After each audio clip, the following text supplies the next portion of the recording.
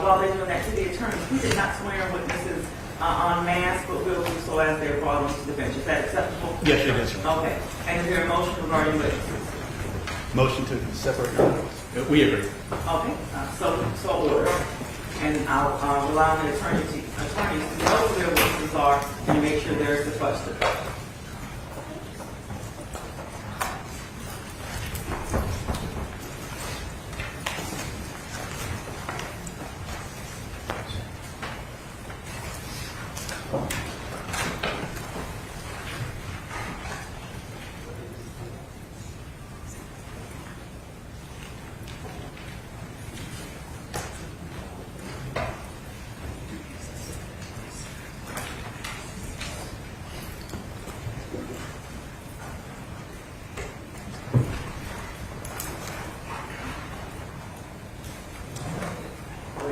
These notepads are the only pads that you'll take your notes in.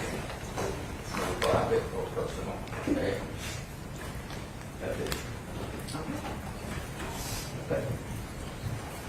Does everybody have one that needs one? Give me a pen. Okay. Thank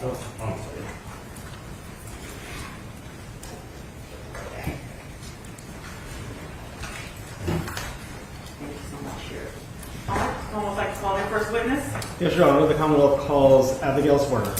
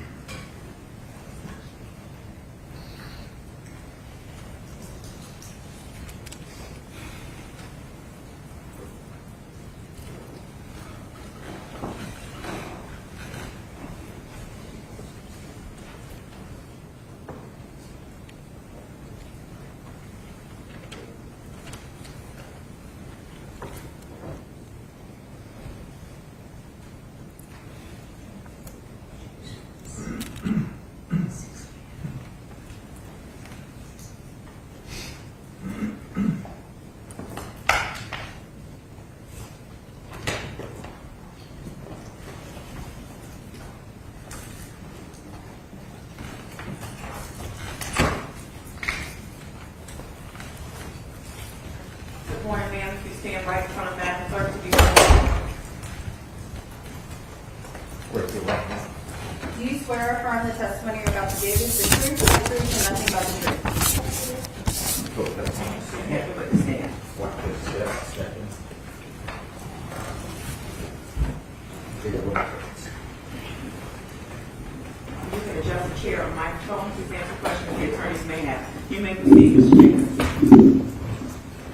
Good morning. Good morning. Could you please tell us your name? My name is Abigail Zwerner. Ms. Werner, I know we talked about this before, but just as a quick reminder, we're not using the names of any children today, okay? I want to ask you, back in January of 2023, how were you employed at that time? I was working at Richneck Elementary School. And what did you do there? I was a first grade teacher. And is Richneck Elementary School a school that's here in the city of Newport News? Yes, it is. How long had you been teaching as of January 2023? That was, at that point in time, I had been teaching for 2.5 years. Okay. So you've told us that you were teaching first graders. Roughly how old are first graders? Around 6. And how many students, I'm asking only for a rough estimate, but how many students were in your class roughly?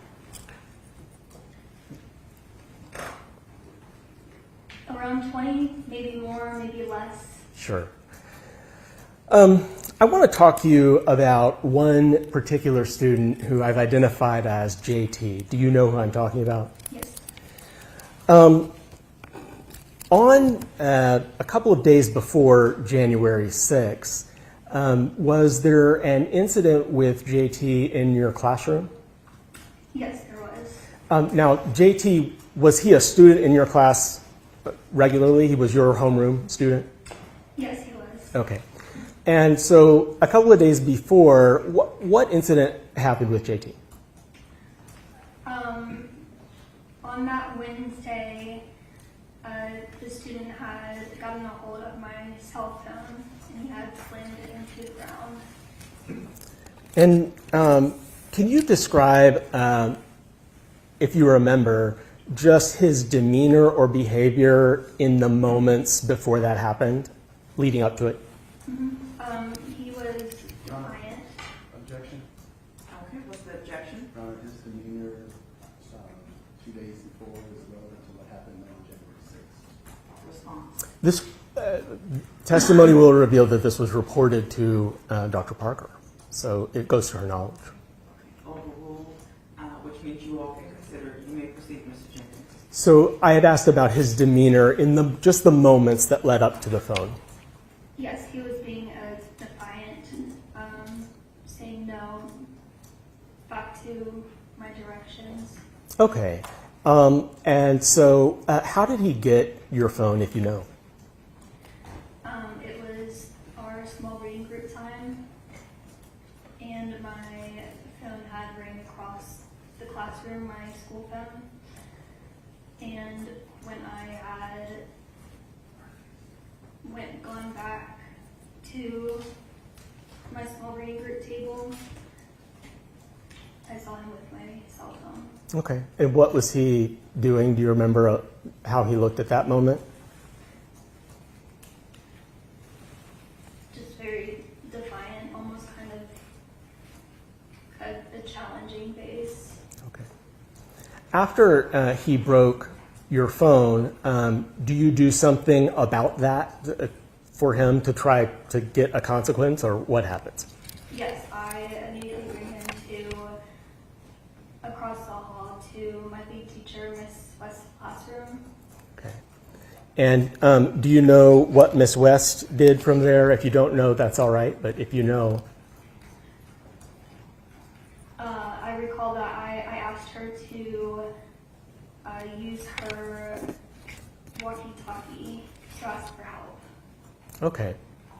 And do you know what, if anything, what happened to JT as a result of him smashing the phone?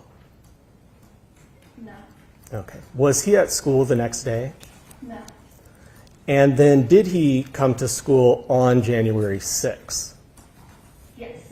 Okay.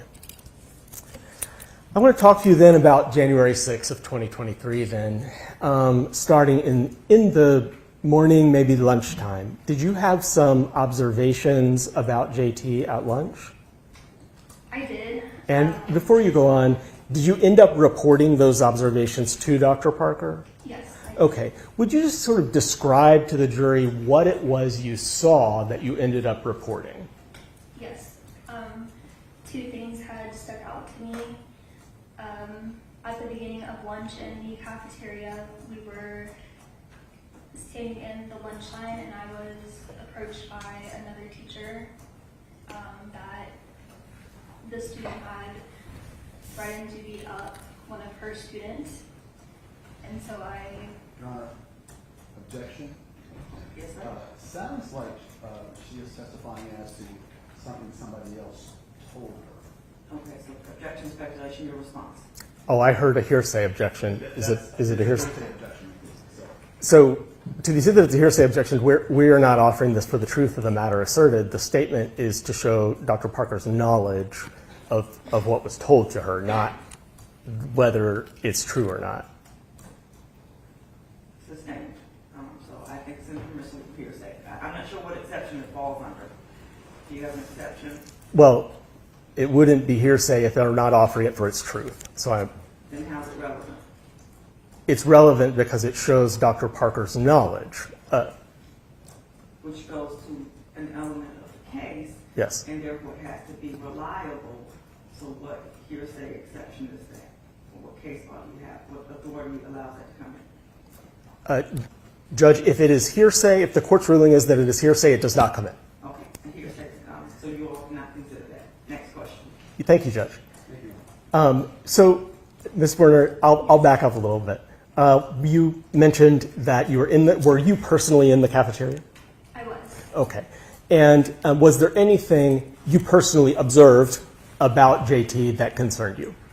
Yes. I was speaking with a security officer in the cafeteria about something, and at that same time, I witnessed the student was staring her down, very focused on her, and he slowly got up from his seat and ever so slowly approached, still not breaking focus or eye contact at the security officer, and that stuck out to me a lot as well. Okay. And is it fair to say that you do go to Dr. Parker to report concerns? I do. And without telling us what anyone else said, did you relay to her concerns that you had, about things you had observed and concerns about that had been told to you by others? Objection, Your Honor. I don't know what the objection is. That would be hearsay also. Did you observe?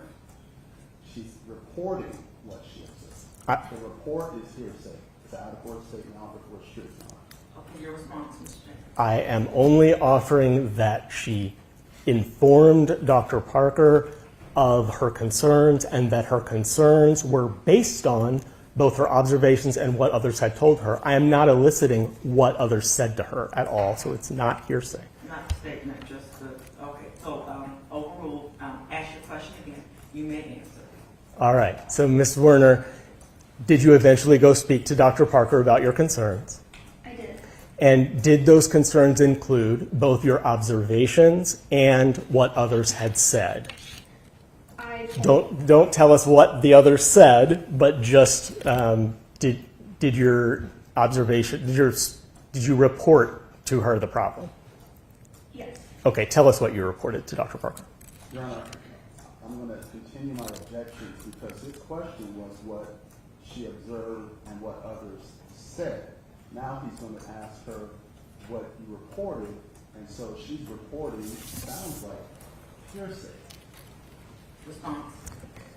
Judge, she is reporting to Dr. Parker concerns she has based on a totality of things that include what others have said to her. I'm not eliciting what others said to her. I am eliciting what she told Dr. Parker. That is what the testimony is. So this is not hearsay. I am not offering the statement of those individuals at all. Even if I was, I wouldn't be offering it for its truth. I'm offering it for Dr. Parker's reaction to her response. So it is not being offered for its truth, it's being offered for her state of mind. So I'm going to sustain in part and overrule in part.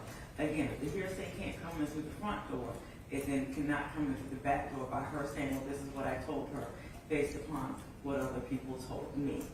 So she can answer your question as to what she told Dr. Parker based upon her personal knowledge and personal observations, but she cannot relay what she told her based upon what other people told her. So you can proceed that way. I don't know any other way to ask this, but what did you tell Dr. Parker? I told her specifically that the student seemed to be off already that day and in a violent mood. Okay.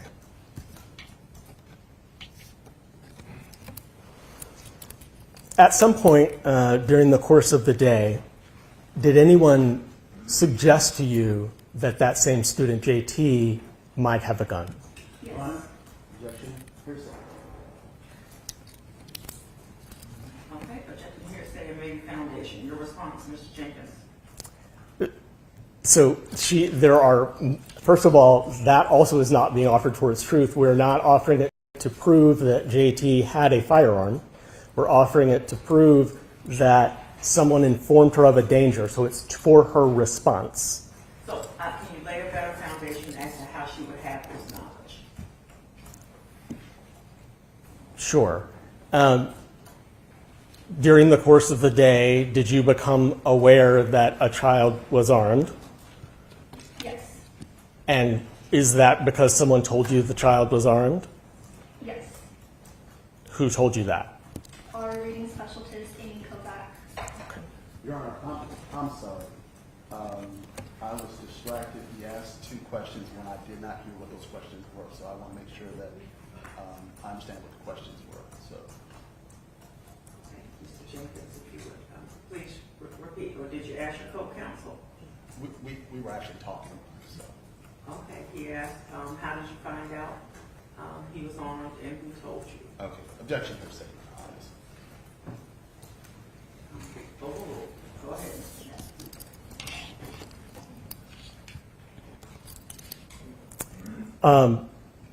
At that point, what was your state of mind as I'm to? sorry, Your Honor. So that was the question. I did not hear what her response was to that question. Those questions. Oh, she said Ms. Novak told her. Your Honor. I've got your objections on the record. Overruled. Start your question over again, Mr. Jenkins, please. I believe you said, what was your state of mind? Yes. What was your state of mind as to concerns about that being shared with administration? Were you going to go share it? Was I? No. Ms. Kovac went and told administration.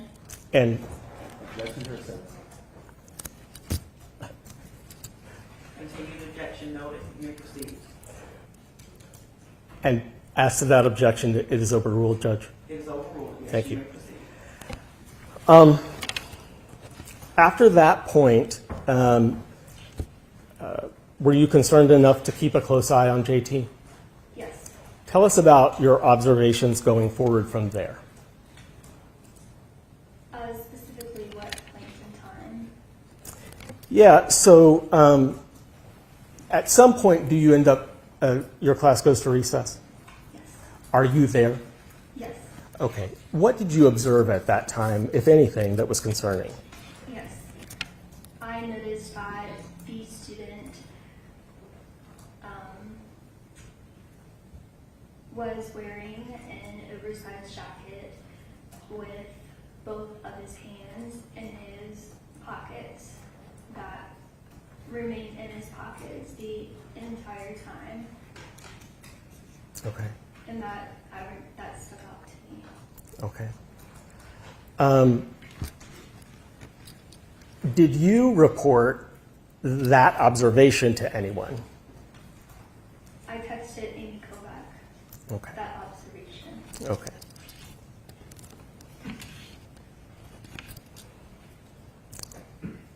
After recess, did there come a time when JT and your whole class and you were back in the classroom? Yes. And did you observe anything that concerned you when you're back in the classroom that day? Yes. Tell us what you observed back in the classroom that started to concern you.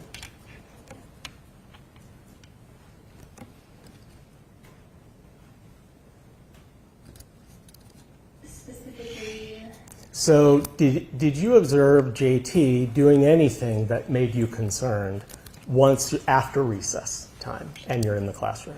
Your Honor, we're not there to leading the witness. Judge, if I may respond to that. You may respond. So a closed-ended question where the witness can answer yes or no is not inherently leading. A leading question is one that suggests one of those two answers is the right answer.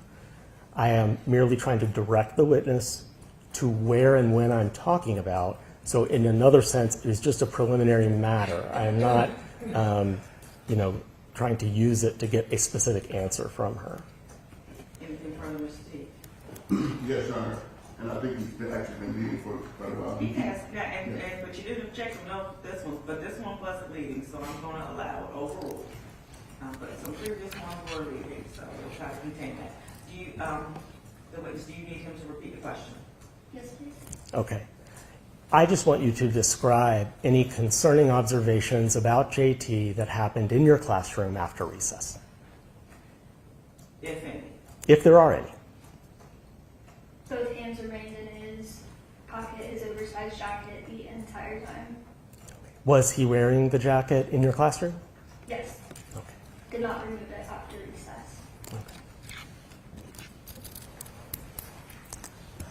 So, Ms. Zwerner, at some point in the day, were you injured? Yes. Tell us what immediately precipitated that. Describe it for us.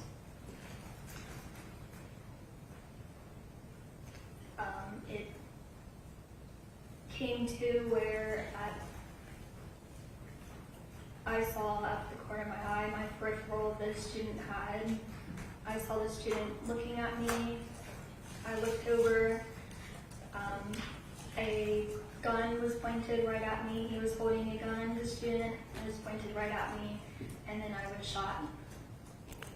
And where on your body did a bullet strike you, if it did?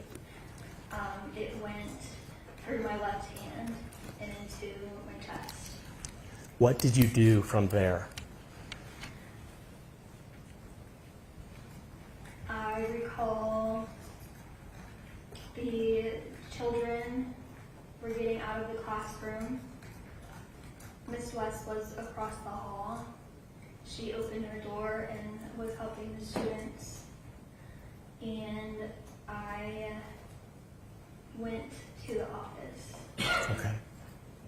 At the moment the gun is fired, and I am asking you to estimate how many children were in your classroom. Cause speculation. I'm not asking her to speculate about it. I'm asking her to give us a range that it could have been at the time. She doesn't have to guess. She was there.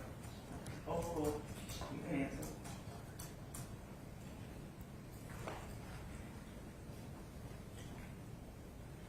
I would estimate, I would say it's most likely the same as before, but estimate on the lower side, I was missing a couple of students that day. Around 20. Okay. Thank you. You've described the moment where a gun is pointing at you. At that moment, are there any children in your field of vision? Yes. Could you describe that? It's in, the time is in the middle of class, in the middle of a small reading room. So I have students nearby, I also have students at their desks. I have the students very close. Were there any students that were within inches of JT? Yes. Were there any students that were between you and JT?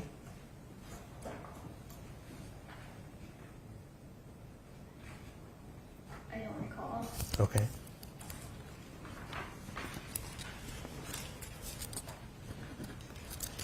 May I have a moment, Your Honor? Yes, sir.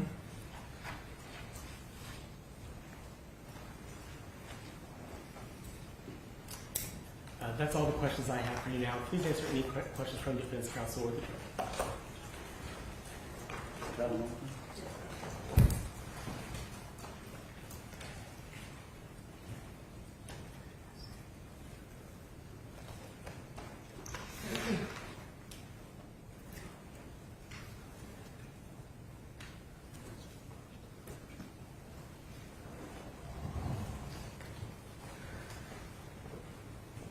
If I may? You may. Thank you.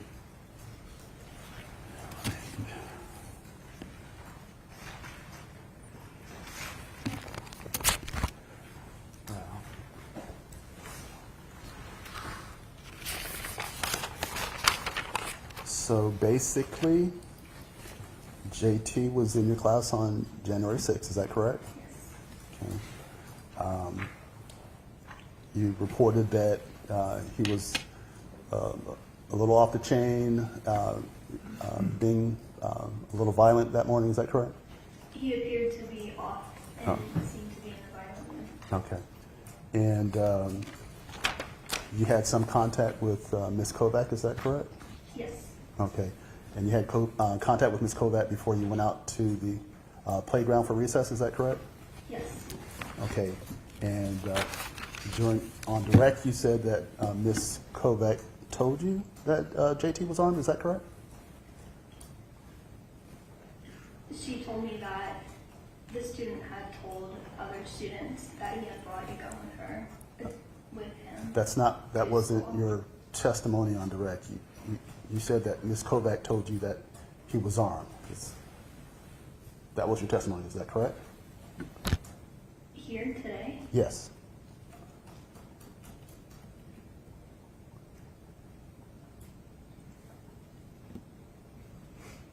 I said that. No, I'm sorry if I said that. I was specifically told that he was telling other students that he brought a gun with him. Your Honor, sorry. So now I'm going to. I might have heard the question a little differently in my mind. I know this is the cross-examination, but I'm going to renew my objection to that response because clearly now she's referring to hearsay, and I'm going to ask that her answer to Mr. Jenkins be struck. Okay, does someone have a response?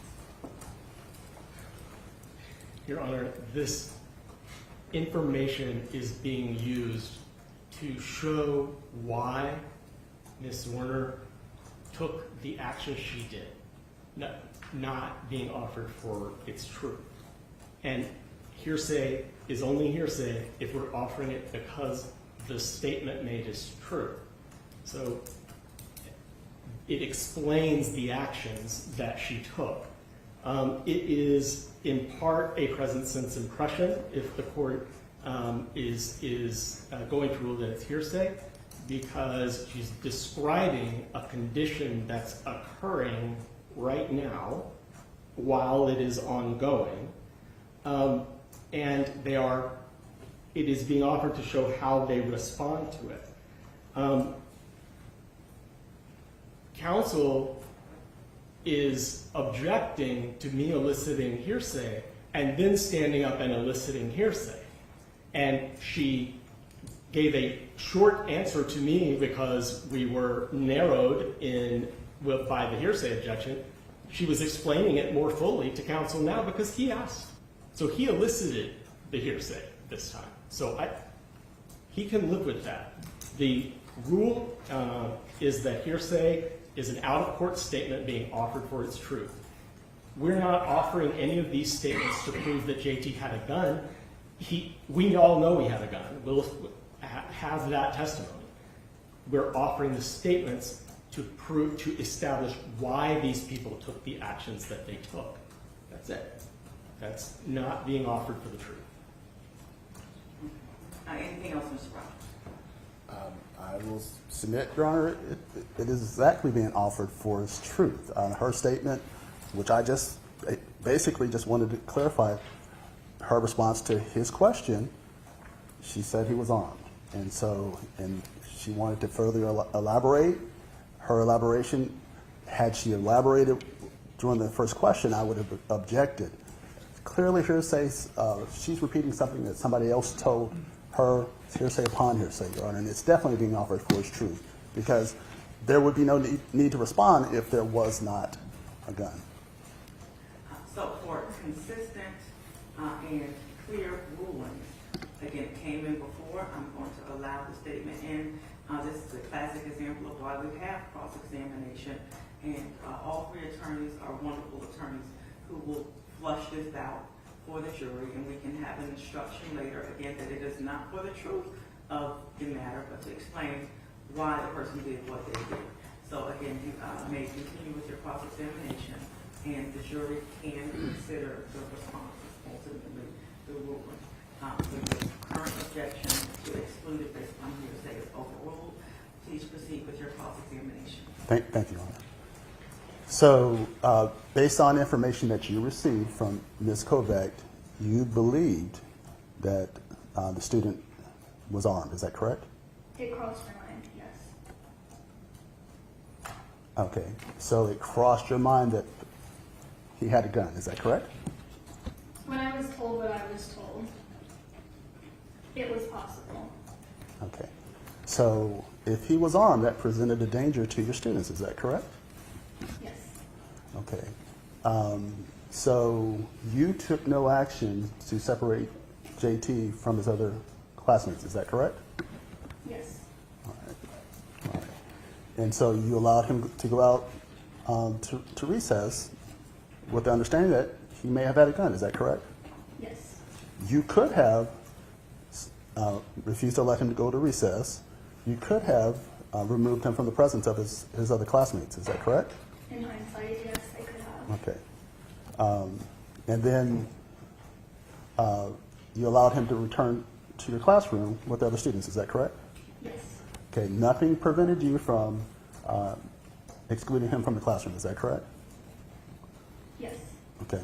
And nothing prevented you from actually taking JT out of the classroom and taking him down to the administrative office. Is that correct? Yes. Okay. So on Wednesday, JT was being disruptive, and you did take him out of the classroom. Is that correct? Yes. Okay. And you also alerted administration. Is that correct?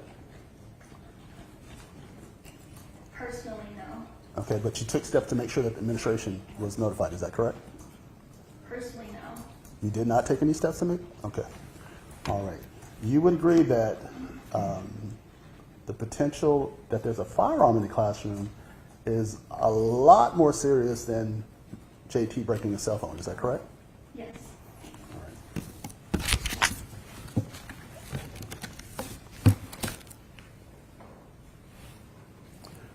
You didn't, once you became concerned, aware of a potential of there being a firearm in JT's possession, you didn't personally let the administration know that I believe that he has a gun. Is that correct?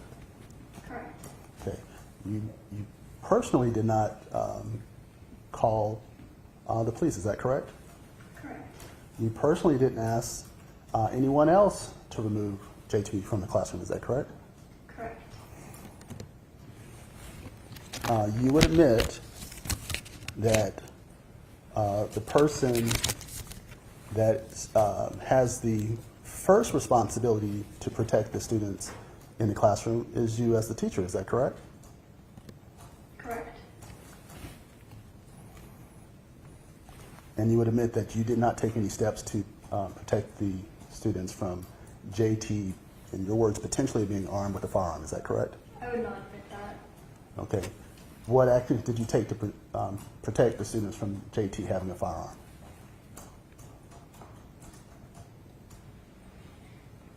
This might cross the rules of hearsay, I'm unsure. But from the knowledge that I had that day, I was aware that she was told by I'm other talking about what you did. Absolutely. What actions did you take? Absolutely. All right. Your response is absolutely? I'm sorry, what was the question? The full question? Okay. What actions did you personally take to protect the students in your classroom from JT being potentially armed? I trusted my colleagues. Okay. All right. Your Honor, can I have a moment? You may. And while we're doing so, the juror right under that skylight, if you want to move to the empty seat, you can. I apologize. If you're okay, you can stay. There's nothing I can do about it. Thank you, Your Honor. Okay. I'll get it out. Okay, all right. I just want to let you know if there is an empty seat, if you'd like to move. Let me ask, Your Honor, you're asking the defendant's counsel to speak a little bit. Speak a little loud. We can do that. Thank you. And if you follow the instructions yesterday, if you can't hear it, let me know. We can fix that. All right. So, Mr. Rogers, you heard that instruction. I did. Project. My apologies. I'm a soft talker. So, all right, Your Honor, that's all the questions I have for this witness. Thank you. Any redirect? Yes, Your Honor. Just briefly, Ms. Zwerner, while you were at recess, Were you observing the student closely? Yes. Did you have a belief about someone at that time, while you're at recess, going and reporting the issue? Objection to leading, Your Honor. Okay, response? I said, did she have a concern? It is a yes or no question, but that does not make it leading. I'm not suggesting that the answer would be yes or no. I'm just, Okay, Mr. T, can you flesh out the objection of what part of the question is leading?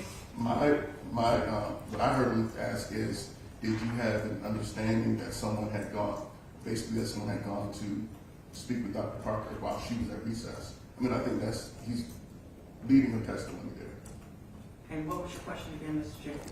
did you believe that while you were at recess watching, do you believe that someone was reporting what you were seeing with JT, the concerns about JT?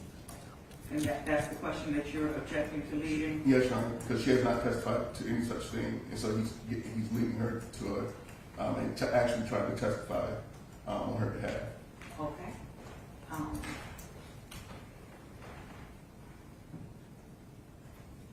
Overruled, I'll allow it, but there may be another objection coming because we need to establish foundation for this belief. Okay, but go ahead for now, Mr. Jenkins, I'll give you some leeway. Had you told someone that there was an incident that should be reported to Dr. Parker? Your Honor. Hearsay objection. So, Okay, and I understand, and Ms. Jenkins saying, well, how can I lay my foundation if you keep not letting in the hearsay? I'll allow it, go ahead, it's not for the truth of the matter asserted, it's to explain the actions of why the person takes the actions that they take. Go ahead, Ms. Jenkins. Ms. Werner, I'm not even asking what you said. I'm merely asking, did you report concerns to another person about JT around the time of recess? I did directly to Amy Kovac. Overruled, but go ahead, repeat your answer. So he asked you, did you report, what was your answer? I did directly to Amy Kovac. And then did you continue to watch JT? I did. Okay. What was your understanding of the teacher or faculty member role in the event of an emergency or crisis at that time? My understanding it was being brought up to administration.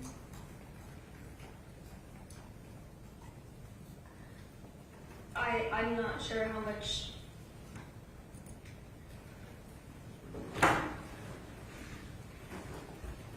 what sentence to put that in when